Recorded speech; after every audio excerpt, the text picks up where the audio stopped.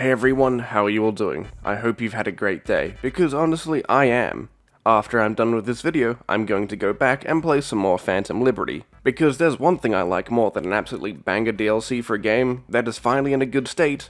It's the return of the king, Amazing Lucas, and he has granted us with his everlasting wisdom all about Microsoft and him being an absolute PlayStation fanboy through and through. And nothing says fun more than him talk about the FTC and Microsoft situation that has now ended. Microsoft is allowed to acquire Activision Blizzard, and all their games will be coming to Game Pass, so that's a big W for you Xbox players, or Game Pass enjoyers. Don't really think it's going to convince me to get Game Pass again, but who knows, maybe I will. Maybe I'll have a sudden urge of nostalgia to replay the old Call of Duties again.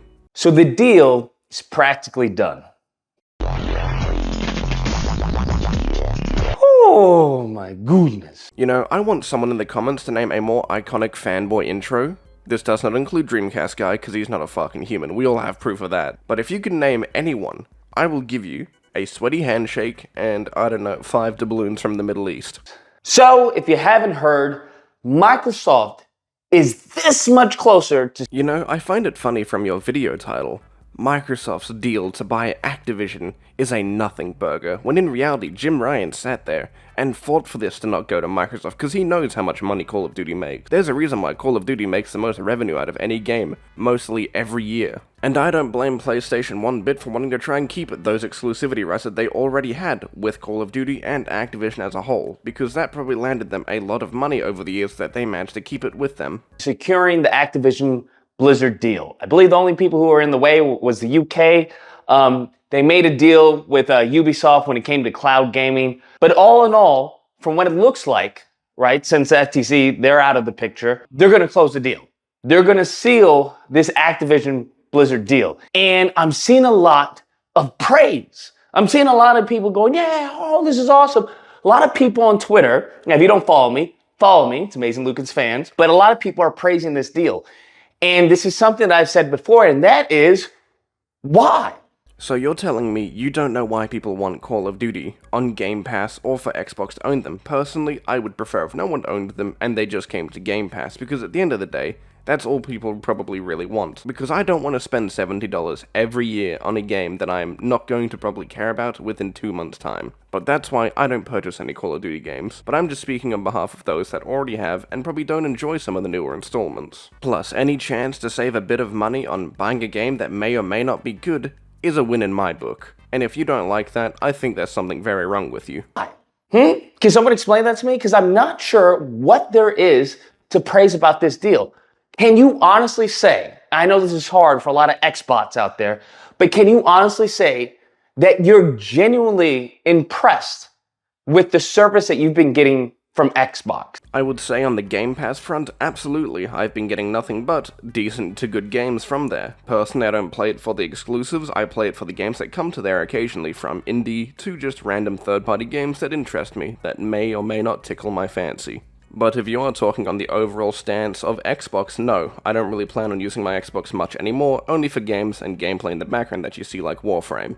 Until they add cross-progression, then it's going to PC, and then I will have pretty much no reason to touch my Xbox, as their exclusives are not worthwhile. I did not see Starfield as a worthwhile game to get on console, because, you know, mods on PC are much better and will always win. But I think my overall complaint with Microsoft is that they spend all these years marketing these games just for them to come out in a very terrible state compared to PlayStation that actually release in an okay state. Not all their games, but you know, I'm not a big fan of movie games either, so you know, each have their ups and downs, if you would will.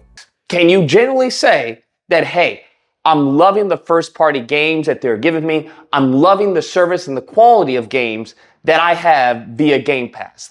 I've already said my bit about Xbox and its exclusives, but when it comes to Game Pass, if it wasn't for Game Pass, I would have never played some of the games on the service. For example, Forza, I would have never given a try. Smaller indie games, I would have never given a try. Many of these games that I never would have wanted to buy, I have now been given a chance to play. And I think that is the beauty of Game Pass as a whole. Microsoft has been delivering to me. And if you can't say that with 100%, integrity, with 100% of confidence, then this really, I don't see this as a win. I see this as just a big conglomerate taking, buying what they can buy because they can't innovate. I like how you think that Sony would not do the exact same thing in Microsoft's position. I guarantee if Sony had the chance to buy Activision Blizzard, they would, because they understand how much money they would make if they did that. And don't sit there and hit me with that Microsoft can't innovate looking ass. You know full well neither can PlayStation. They have been making the exact same story-driven, rich story narrative fucking cutscene movie pieces of shit that they normally have, because they know it's a formula that works. And it seems to be making them a decent chunk of change as they want to make it their primary revenue source going forward with PlayStation. As they said themselves, they want to double the output of their exclusives, which, honestly, that's a good thing if you're a PlayStation fan. If you like those games, you're gonna get what you paid for. That's what it seems like. Since they can't create, they're just simply buying up, right? They're buying up the real estate of the gaming community. I don't see that as a win, because were people happy with Redfall? I mean, are people really happy with Starfield? I know it's a mixed bag. People are saying, oh, this is the game of the generation. But if we're gonna be honest, if Starfield came out as a PlayStation exclusive, if we're gonna be honest, if Starfield came out as a PlayStation exclusive, would many of the Xbox who are praising this game, do you think they would have the same praise? No, because you're asking Xbox fanboys to praise a PlayStation exclusive in that scenario. Why would they? You're asking fucking fanboys, dumbass. I don't know where you got that train of thought and how it even came to this point in this video where you said to yourself, yes, fanboys would praise a PlayStation game. They wouldn't. The average person like me would, because honestly, Starfield, no matter which place it released, no matter where it is, it's a 7 out of 10, take it or leave it. People can disagree with that if they so choose to, but it's definitely not a 10 out of 10, and it never will be. If you had 100-something planets, and only 6 of them had actual life on them, and I mean life loosely, but if... What is that supposed to mean? Huh? What? What does life have to do with this? Like, how is this even an argument? Did you and Thrash not graduate any form of science at all, or basic understanding of the world around you? It doesn't matter if it's singular-celled or multi-celled, it's still classed as life. If we're gonna find life, it's probably going to be singular-celled, it ain't gonna be no hot alien chicks, bro, I fucking wish. That would be my dream, on God. And people ask me, why do people from outside of America think Americans are stupid? Well, from you and Thrash, you make it really easy to come to that conclusion. If only 6 of them had life where you could interact and do quests, would they be praising it? Or would they be taking a giant dog poop on the game? So I think there's a lot of bias towards Starfield. I played Starfield. I bought it early so I could have early access. And I'm going to be honest with you, I wasn't really impressed.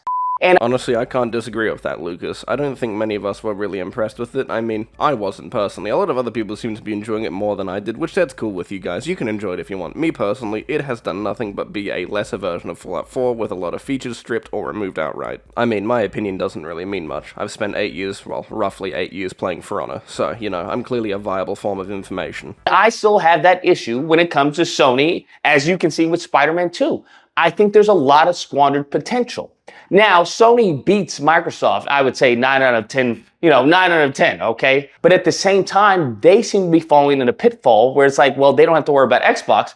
So that means they're less creative. They're less innovative on the games that they're putting out. No way, Lucas is breaking out of the PlayStation Matrix and actually criticizing them for once? Bro, we're getting somewhere. And I'll give Lucas credit, I absolutely agree with him, but I do not agree with his reasoning. I believe Sony has just found something that actually works, and they don't need to innovate upon that because it is a formula that has proven to work time and time again. And that's taken a toll on people who don't really care about Xbox versus PlayStation. We care about quality games. I came from an Xbox 360, all right? Then got a PS4. So the concept really isn't about devoting yourself to one company or one console over the other. It's about devoting yourself to quality games. If it's about devoting yourself to quality games, why do both Xbox and PlayStation fanboys continually cap for their console, and not the games that are actually on it most of the time? I do have to disagree with your argument purely because you're saying that PlayStation is the only place where you're going to get quality games, which in some realities, it is correct. PlayStation always offers a pretty good quality experience with their exclusives. But if you wanted constant quality experiences, I would get a platform like PC purely because you have access to each of their games. Because either way, whether you like it or not, the big three are going to get their games on PC, either through the community or official ports. That's what it's about.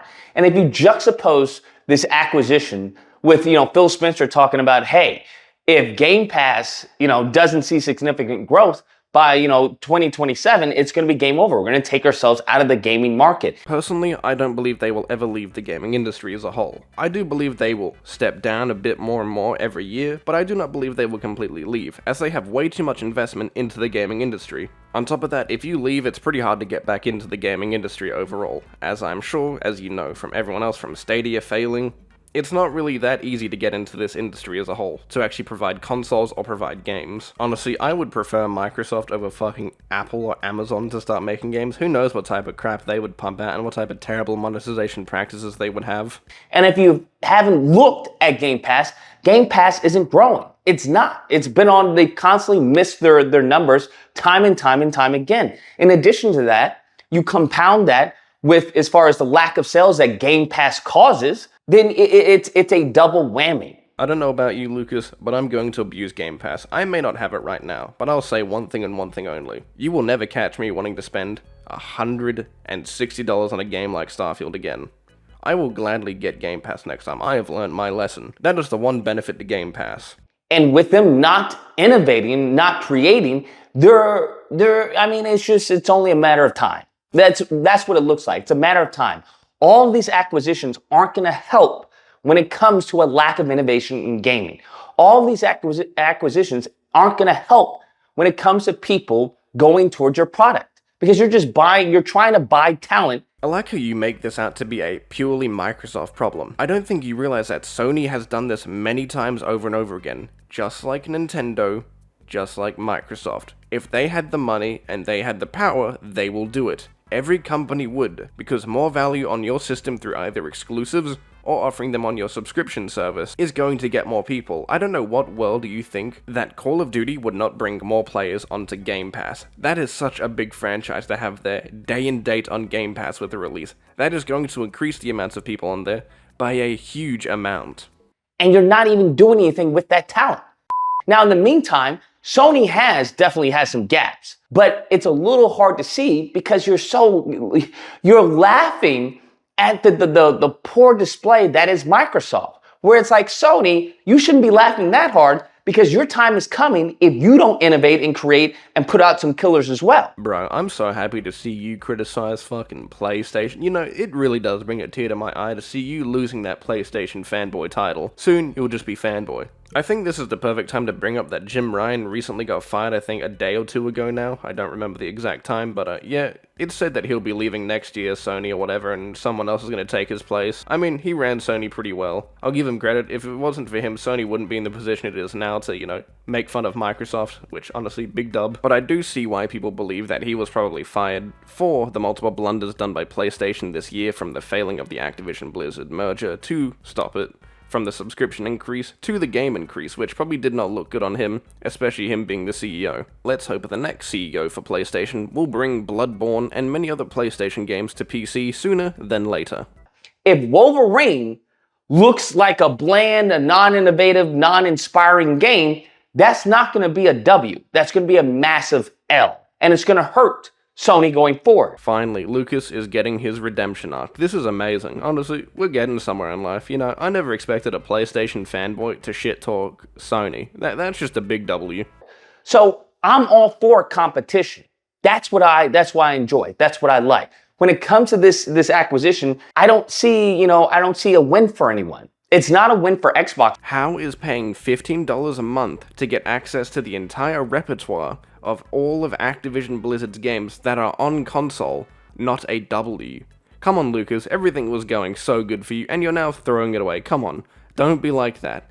Have some more W opinions. Players, because you still haven't gotten anything out of it, and it's not a win for PlayStation players, because any type of exclusivity when it comes to Xbox and their acquisition, we're not going to see the impacts of that until decades from now. Bruh, don't tell me you're going to say that PlayStation exclusivity is good where Xbox is not. Exclusivity is bad across the board, it does not matter who it's with, and please don't go down that route of arguing it. I will do anything. You've already lost me. You were going good, and you've lost me. So it's like, okay, well, kudos to you.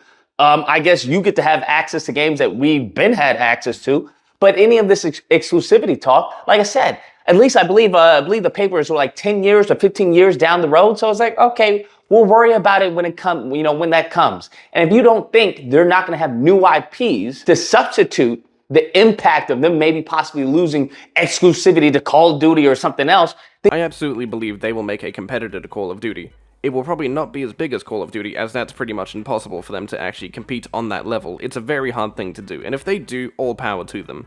But it seems very unlikely they will. I mean, hey, if they pull it off, I'm more than happy to play it, give it a try. It better be a goddamn good shooter if it's gonna compete with Call of Duty. then you're crazy. Like, you're dumb if that's what you think. So I see this as really a nothing burger. It's not a win for Xbox, and it's not a win for, PlayStation. I can see how you can argue it's not a win for PlayStation, which absolutely it isn't. It puts Call of Duty on a lifeline, meaning that you won't have it in 10 years' time, which that's an absolute L. I believe everyone should just be able to play the game on whatever platform you're on, but we can't live in such a nice world. Well, that's pretty much the end of Lucas's video. He goes on for a little bit longer, which it isn't really necessary stuff. It's still related to the conversation, but it's not really related to the video topic at hand. So, you boys will take care, leave a like, subscribe, become a member, goodbye.